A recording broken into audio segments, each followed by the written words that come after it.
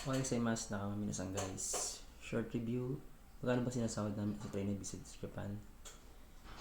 Halos kalating taon na kami dito. Pero na-spend namin yung buong month ng January tsaka kalahating buwan ng February sa Osaka. Doon kasi nag-review ng Nihon. Kaya 3 buong buwan at kalahating beses pa lang kami nakakasahod. Month ng March na total of 10 days. Mas wala pa sa kalahati. May deduction pa yon.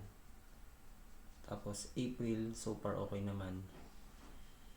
Pero hindi pa rin sapat sa dami ng obligasyon na naiwan bago makalis ng Pinas.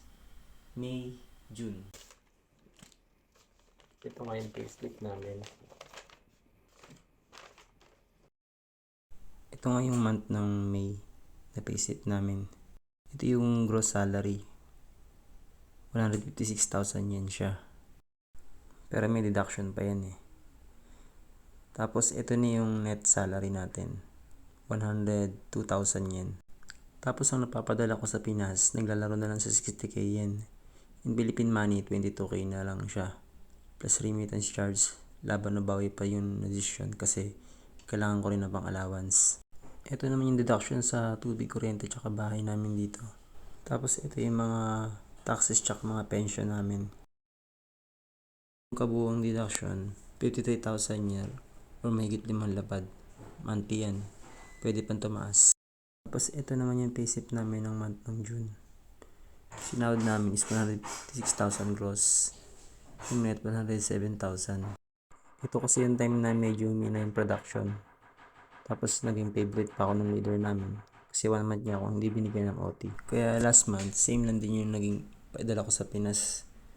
20,000 na din naglalaro.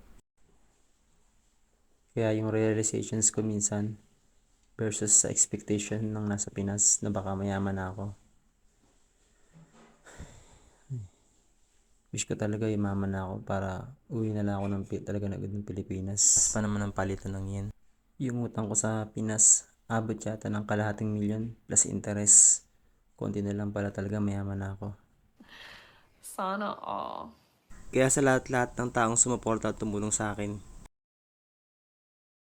sobrang maraming salamat po sa unawa at pasensya niyan sa amin ng misis ko, ng inay ko. Makakabawi din ako. Peace po sa lahat and God bless us all. Thank you so much.